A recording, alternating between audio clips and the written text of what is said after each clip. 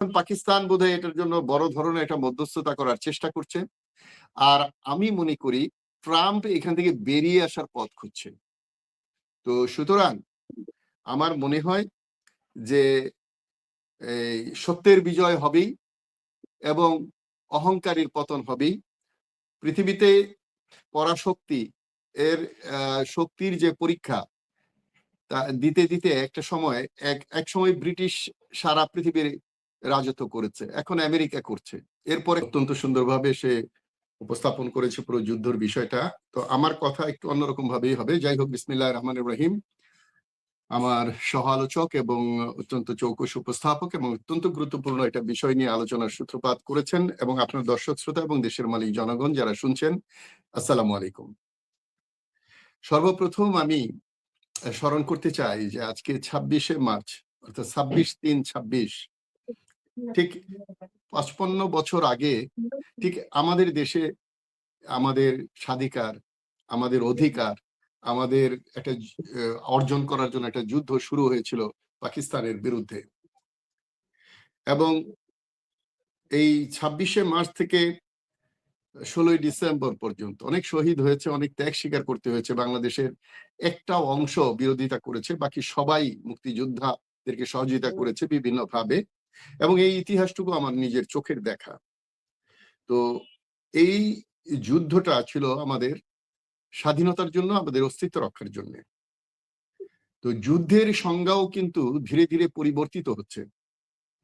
এর কারণ হলো, দেখুন, যুদ্ধ কিন্তু এই পৃথিবীর ইতিহাসে ওই মানব জাতি সৃষ্টি হওয়ার পরে গোত্র থেকে এক গোত্র আরেক গোত্র থেকে শুরু করে, যেমন ইতিহাসের সাথে সাথে বিভিন্ন জায়গায় যুদ্ধ শুরু হলো, এবং সেটা ছিল আধিপত্য এবং জমি দখল করা, ভূমি দখল করা, এক অঞ্চল থেকে আরেক অঞ্চলে গিয়ে বসবাস করার জন্য বিভিন্নভাবে।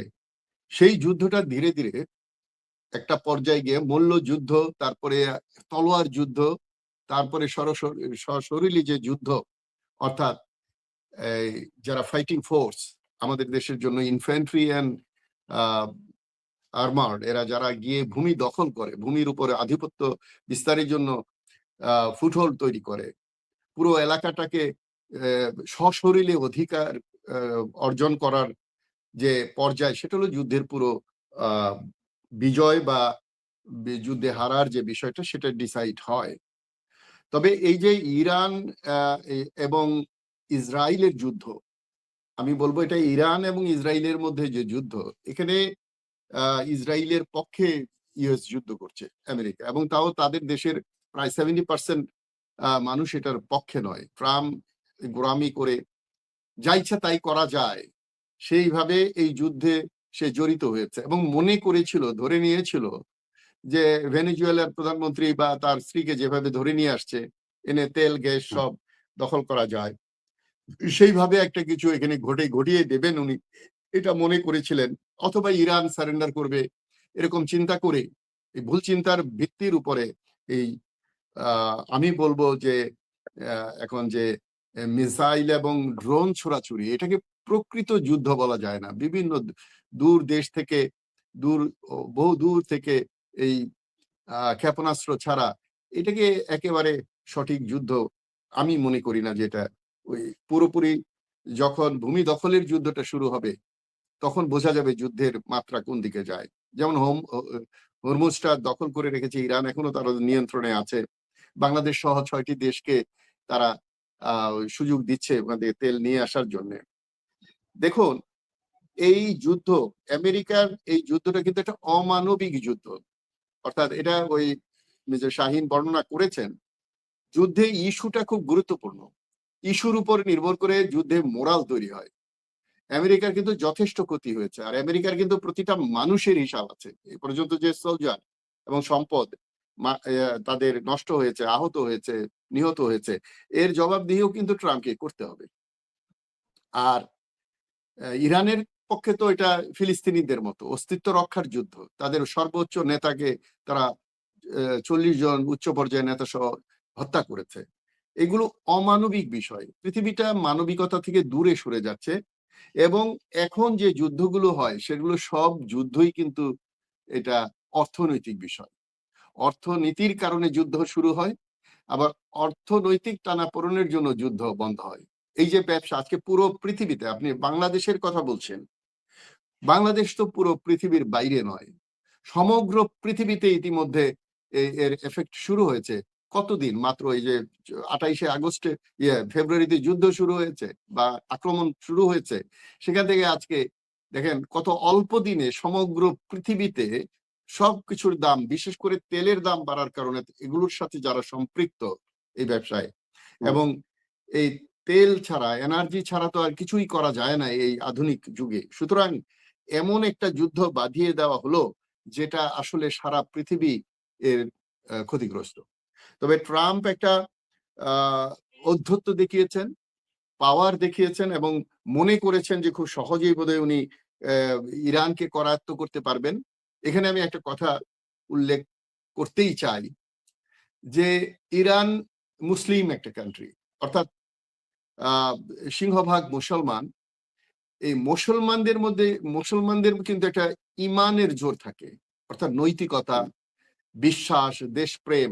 এটা অন্য জাতিতে ততটা পরিলক্ষিত হয় না। ইসলাম অবলম্বী যারা, ধর্ম অবলম্বী যারা, তারা কিন্তু জেহাদের মতো বিষয়টাকে নেয়।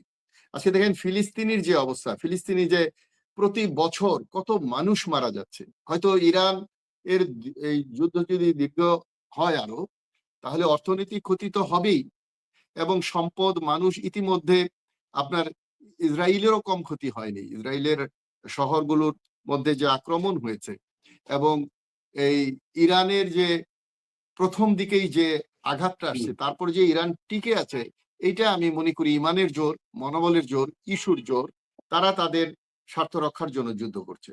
আর অন্যায়ভাবে যারা যুদ্ধ চাপিয়ে দেয়, এবং আমেরিকা তো এর আগেও বারবার ফেরত এসেছে বিভিন্ন যুদ্ধ ময়দান থেকে, এবারও তারা কিন্তু 4 দিনের মাথায় বলেছিল আলোচনা করার জন্য, আলোচনা করে এটা করার জন্য, ফয়সালা করার জন্য। তখন তারা, ইরান কিন্তু 3টা পয়েন্ট দিয়েছে যে এখান থেকে তাদের সৈন্য ক্যাম্পগুলো সরিয়ে নিতে হবে, তাদের উপরে যে রেস্ট্রিকশন সেগুলো তুলে দিতে হবে, এবং ভবিষ্যতে এরকম আক্রমণ করবে না, এরকম 3টা শর্ত দিয়ে তারপর আলোচনায়। এখন পাকিস্তান বোধহয় এটার জন্য বড় ধরনের একটা মধ্যস্থতা করার চেষ্টা করছে। আর আমি মনে করি ট্রাম্প এখান থেকে বেরিয়ে আসার পথ খুঁজছে। তো সুতরাং আমার মনে হয় যে এই সত্যের বিজয় হবেই এবং অহংকারীর পতন হবেই। পৃথিবীতে পরাশক্তি এর শক্তির যে পরীক্ষা, তা দিতে দিতে একটা সময়, এক সময় ব্রিটিশ সারা পৃথিবীর রাজত্ব করেছে, এখন আমেরিকা করছে। এরপরে কারা আসবে বা না আসবে, এবং মিডল ইস্টের যে যে ক্ষমতার বলয়, এটা কার নিয়ন্ত্রণে থাকবে, এইগুলো হয়তো এই যুদ্ধে নির্ধারণ হয়ে যেতে পারে। তো সুতরাং আমি বিশেষ করে মনে করছি এই যুদ্ধটার মধ্য দিয়ে হয়তো পুরো পৃথিবীর ক্ষমতার যে বলয়, তার মধ্যে অন্তত একটা নিয়ন্ত্রণের পথ বেরিয়ে আসবে। সব খারাপ থেকেও অনেক কিছু অনেক সময় ভালো হয়, আমি সেই আশাবাদ ব্যক্ত করছি। এবং আজকে আমাদের স্বাধীনতা দিবস, স্বাধীনতা দিবসে যারা শহীদ হয়েছে, আত্মত্যাগ করেছেন, তাদের মাগফিরাত কামনা করি। বাংলাদেশ এমন একটা দেশ যে 55 বছরেও আমরা স্বাধীনতাটা সম্পূর্ণভাবে ভোগ করতে পারিনি। গত 12ই ফেব্রুয়ারি নির্বাচনের পরে যে সরকার এসেছে, সেই সরকারের আচরণ খুব একটা স্পষ্ট নয়। তারা বেশ কিছু ভালো ভালো কাজ করছেন, কিন্তু তারা কি নিজের শক্তিতে বা নিজের পায়ের নিচে মাটি আছে না অন্য কারো ইশারায় এই দেশটাকে এই অবস্থায় রেখেছে? তবে ইরানের যে যুদ্ধ যদি দীর্ঘায়িত হয়, তাহলে বাংলাদেশের তেলের ক্রাইসিস বাংলাদেশে হলে অন্য দেশের চেয়েও, আমাদের যেহেতু গার্মেন্টস একটা হলো রপ্তানির একটা মূল পথ, সেখানে গ্যাস লাগে, ইন্ডাস্ট্রিতে লাগে চামড়া, আমাদের চামড়া শিল্প আছে সেখানে লাগে।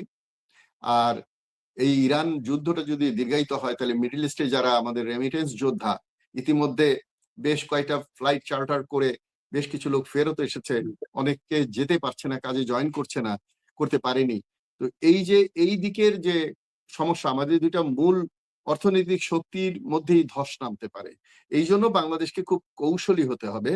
যদিও এই ইরানের পক্ষে খুব একটা মতামত প্রকাশ করা হয়নি বাংলাদেশের পক্ষ থেকে রাষ্ট্রীয়ভাবে, তারপরেও ইরান বাংলাদেশকে অনেক ছাড় দিচ্ছে। তো আমি দুঃখিত যে আমি হয়তো কিছুক্ষণের মধ্যে আর কয়েক মিনিটের মধ্যে আমি একটু বেরিয়ে যেতে হবে। আমি সাধারণত বের হয়ে যাই না। আমি একটু কমিটেড। সো আর কিছুক্ষণ পরে আমি হয়তো বের হয়ে যাব। জি। আমার কথা বলার সুযোগ হয়তো আর আসবে না। তবে আমি শুনতে থাকবো শাহীনের কথা এবং দর্শক শ্রোতারা যদি কোনো কথা বলেন সেটাও আমি শুনবো। সুযোগ হলে আমি আবার ফিরে আসবো। ধন্যবাদ। জি, ধন্যবাদ।